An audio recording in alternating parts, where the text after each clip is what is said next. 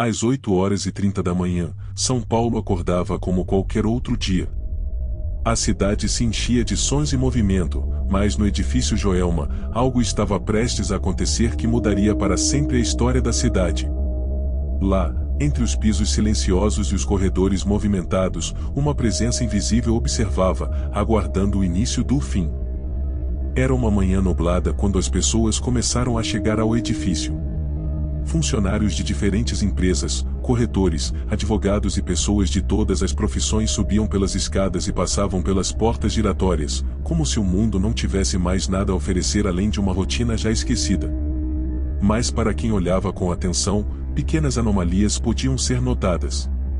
A luz dos corredores piscava levemente, e um frio incomum se fazia sentir, mesmo que o ar-condicionado estivesse funcionando. Nos andares superiores, as sombras nas paredes pareciam dançar de maneira estranha, movendo-se de forma independente, como se as próprias paredes estivessem vivas. Mas ninguém parecia perceber. A presença, invisível aos olhos dos ocupantes do prédio, sorria. A entidade que habitava aquele lugar conhecia muito bem o que estava prestes a acontecer, e sabia que os primeiros sinais de alerta seriam ignorados. Às 11h, os primeiros sinais de fumaça começaram a se espalhar pelos andares superiores. Um pequeno incêndio, provavelmente originado em uma sobrecarga elétrica, começou a tomar conta do andar 12. Inicialmente, as pessoas pensaram que era um simples vazamento de gás ou uma falha no sistema. O fogo parecia controlável, mas algo mais estava acontecendo, algo que ninguém conseguia entender. Enquanto as sirenes começaram a soar, o edifício parecia pulsar. As luzes piscavam cada vez mais rápido, e os corredores ficaram sombrios, como se o próprio tempo estivesse desacelerando. Uma sensação de pavor tomou conta dos funcionários. Várias pessoas viram sombras se movendo pelo canto de seus olhos, mas, ao olhar diretamente, não havia nada. A fumaça invadiu os andares, e os corredores se tornaram um labirinto de terror. Às 12h30, o incêndio se alastrou. As chamas engoliram os andares inferiores com uma velocidade assustadora. O calor era insuportável, e o pânico tomou conta dos ocupantes do prédio. Alguns gritaram por socorro, outros corriam para as escadas, mas todos pareciam perder o sentido de direção. Em meio ao caos, visões incompreensíveis começaram a se formar nas paredes carbonizadas. A entidade invisível, que até então havia observado em silêncio, começou a se manifestar. Vozes sussurravam nos ouvidos das vítimas, dizendo palavras incompreensíveis, como se o próprio fogo fosse uma extensão de algo muito mais antigo e maligno. No meio da fumaça, figuras disformes apareceram, algumas parecendo ser apenas silhuetas, outras com olhos brilhando em meio à escuridão. A cada passo dado pelos sobreviventes, mais as vozes aumentavam, e as sombras dançavam mais intensamente, como se estivessem se alimentando do terror. O pânico só aumentava quando as pessoas começavam a perceber que não estavam sozinhas. À medida que o fogo tomava conta de todo o edifício, as lembranças de antigas tragédias começaram a se infiltrar na mente dos sobreviventes. A entidade, que havia se alimentado de cada tragédia no edifício, os lembrou de algo que muitos tinham esquecido. Diziam que o edifício Joelma fora construído sobre um antigo cemitério, um local de dor e morte.